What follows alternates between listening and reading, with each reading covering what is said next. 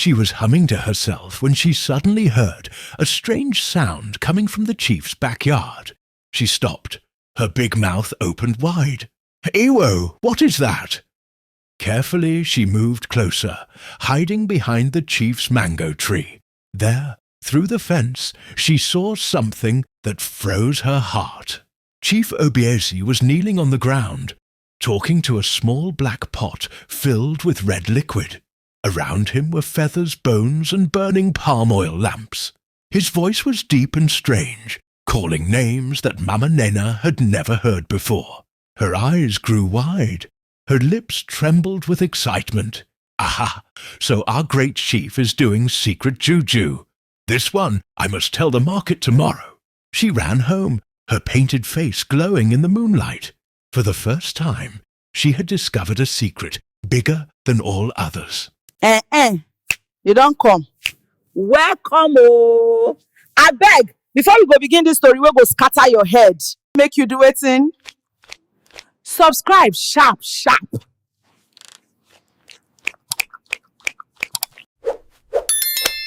Like the video, drop your sweet comments. No, they form. Now beg they beg. Okay, now, sitting well. In Otu village, everyone knew one woman who could never keep quiet. Her name was Mama Nnena, but people called her Big Mouth Mama. Why?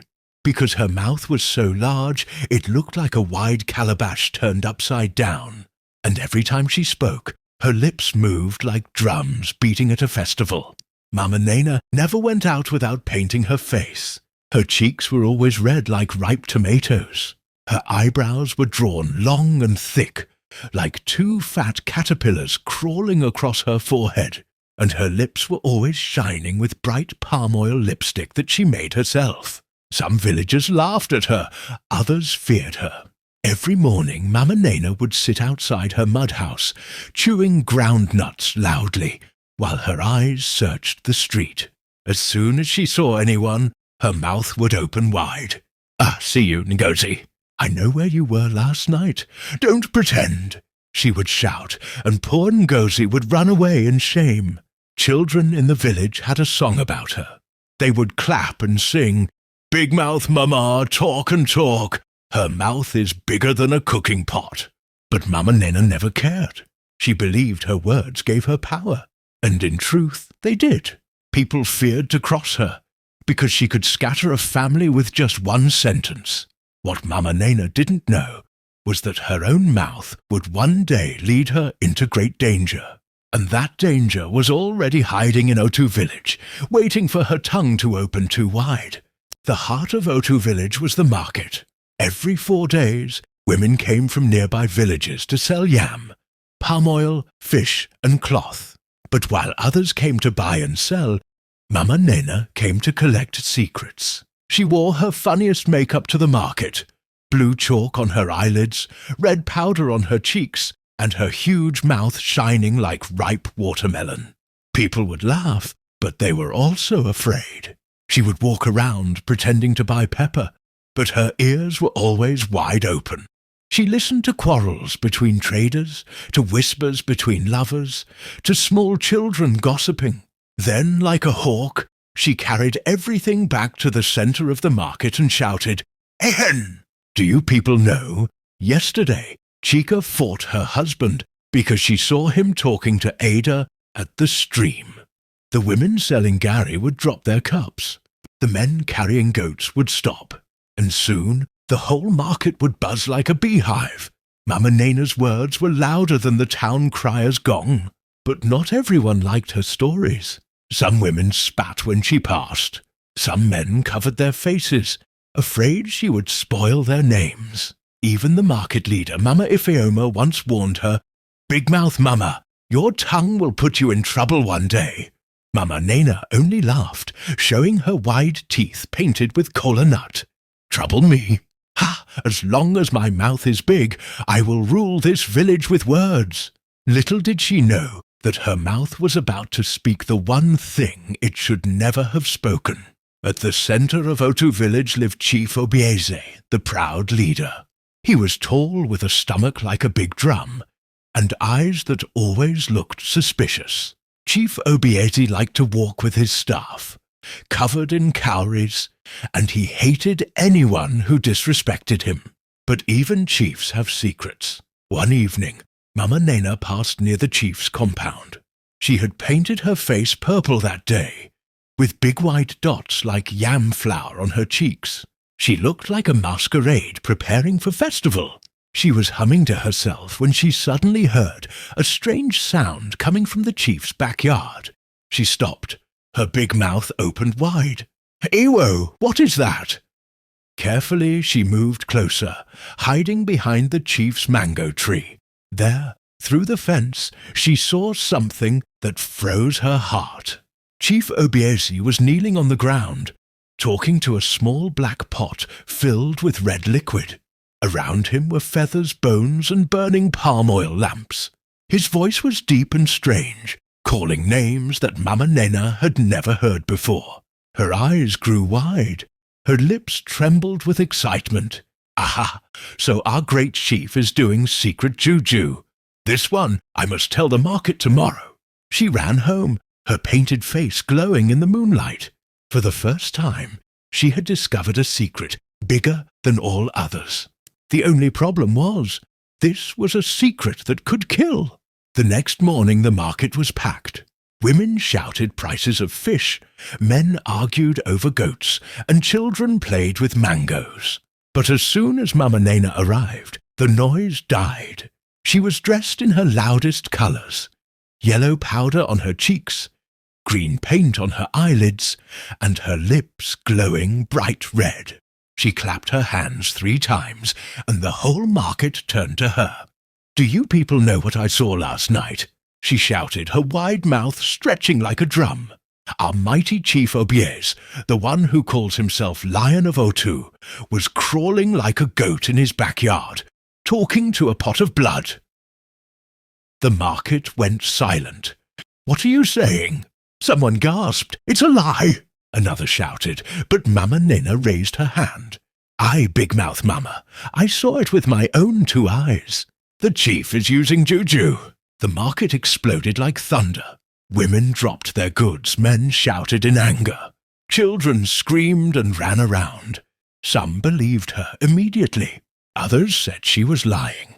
But everyone knew Mama Nnena never kept quiet, so her words spread like fire in dry grass. By evening the whole village was whispering, and by night Chief Obiez himself heard the rumour. His face darkened like a storm cloud. He gripped his staff and swore, "That woman with the big mouth will not see the next moon if she dares disgrace me." Mama Nnena had spoken too much, and now her tongue had put her in danger. That night Otu village did not sleep well. Dogs barked, owls called from the tall trees. The moon hid behind clouds like a shy child. Inside her small mud house, Mama Nnena sat on a low stool and painted her face again. Today she chose bright yellow powder on her cheeks, long black eyebrows like 2 fat worms, and purple lips that shone like palm oil in the sun. She looked at her face in a small cracked mirror. "Ah, I am fine like festival," she said, and smiled with her very big mouth. Then she laughed so loud her windows rattled, but her laughter quickly stopped. She heard the sound of hard footsteps on the road. Men were marching. She peeped through her window. She saw Chief Obiez's guards coming with long sticks and a small drum. The lead guard beat the drum once, boom. Mama Nnena's heart jumped like a fish. "They are coming for me," she whispered. She knew she had spoken too much in the market. She knew the chief would be angry. She looked for a place to hide. She tried to push her big trunk under the bed, but it was full of wrappers and loud coloured beads. She ran to the back door, but a guard was already standing there. She wanted to run to Mama Ifeoma's house, but the guards were fast. They knocked on her door. "Kapoke, po, po! Mama Nnena, come out!" "The chief wants to see you," a guard shouted. She opened the door slowly with a wide smile. "Ah, my sons, welcome. Will you take groundnuts? Will you take water?" She stretched her lips so wide the guards looked away. Her makeup was shining even in the dark. It was funny and scary at the same time. No food, no water, the guard said. The chief calls you. Mama Nnena lifted her chin. And I will answer, I have nothing to fear. But inside her chest, fear was dancing. They walked through the quiet streets. A few people peeped from their windows. Dogs followed them and sniffed. The chief's compound stood tall like a big anthill. The gate opened. The guards led her inside. In the middle of the compound, a small fire burned. The flames were low. The chief sat on a carved wooden chair with cowries. He did not smile. His eyes were hard like stones. His staff rested on his knees. Mama Nnena, he said in a heavy voice, you went to the market and said many words. Mama Nnena bent a little and tried to look brave. I said what I saw. You saw what you did not understand, Chief Obese said, and your big mouth carried it like palm oil water in a cracked calabash. The guards laughed a little, then kept quiet. The chief lifted his staff. Tomorrow morning, come here again. There will be a public hearing. The elders will sit. The people will watch. You will speak your truth, he said, and I will speak mine. The guards took her back home. As she lay on her mat, Mama Nnena could not sleep. She closed her eyes and saw the black pot again. The feathers, the bones, the red liquid. She heard the chief's strange voice calling names. When she finally slept, she had a dream. In the dream, a small pot stood in front of her and opened like a mouth. It spoke in a voice like wind. Words are like birds. When they fly out, you cannot catch them again. She woke up with sweat on her face. The sky was still dark. A cock crowed. The day of the hearing had arrived. Morning came quickly. The sun rose red and hot. People filled the chief's compound like market day. Women tied wrappers. Men rubbed their chins and whispered. Children carried small sticks and drew circles in the sand. Mama Nnena painted her face more than ever. She put green powder on her eyelids, red circles on her cheeks, and a big gold line around her very large lips. Her mouth looked like a big festival drum. Some people laughed when they saw her. Others said, today will not be simple. The elders sat in a line. There was Baba Kalu, old and slow, with a white beard like cotton. There was Mama Eek, wise and calm, who spoke little.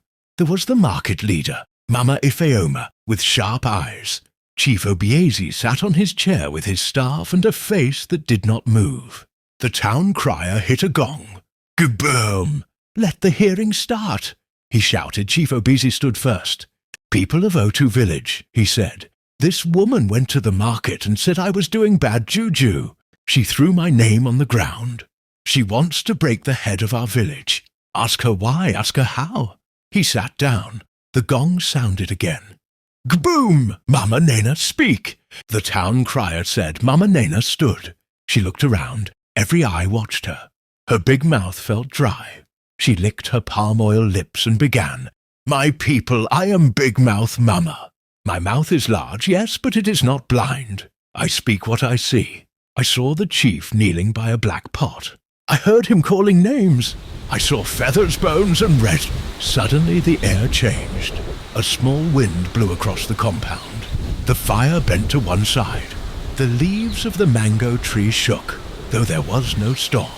Mama Nnena opened her mouth to say the word blood, but her tongue became heavy. It felt like yam pounded and left in water. Her mouth, that was always wide, could not close and could not finish the word. She tried again, only a thick sound came out. Blow, blow, blow, she stammered. People began to murmur. What is happening? Is she afraid? Is it a sign? Mama Nnena tried to push the words out. Her lips trembled, her painted cheeks shook. Tears came to her eyes, but her tongue did not obey. It was as if unseen hands were holding it. The chief stood slowly and lifted his staff. You see, he said in a cold voice, the gods have closed her lying tongue. The elders looked at each other. The town crier hit the gong softly. Gi-boom. Mama Iki raised a hand. Let us pause, she said. Something is not right. Truth and lies both have feet. Let us not run faster than both. But the people were already buzzing like bees. The guards led Mama Nnena aside. She could not speak. She tried to write with her finger on the sand, but her hand shook. She sat on a stool near the gate and cried quietly. Her very big mouth that always ruled the market had now sealed her fate. The mouth stayed wide, but the words were trapped inside. For 3 days Mama Nnena could not speak. Her tongue felt thick and heavy. Her mouth stayed slightly open, as if waiting for a word that refused to come. When she tried to talk, only air came out, like the sound of a tired flute. She still wore her funny makeup, but now it looked different. Her red cheeks looked like 2 small suns that had lost their light. Her big eyebrows sat like 2 sad birds. People in the street stared at her and whispered, "The gossip has lost her words. Maybe the chief was right." Mama Nnena stayed inside her house for a long time. She used charcoal to write on a piece of broken carton. She wrote, "I am sorry." She looked at the words for a long time. Then she thought of Ngozi, Chika, Ada, and many others she had shamed with her talk. She thought of the day she laughed at a man who lost his money. She thought of the day she shouted a rumor that broke a friendship. Tears wet her cheeks and made little rivers through her powder. She stood up, wrapped her cloth, and went outside with the carton. She went from house to house. She knocked and waited.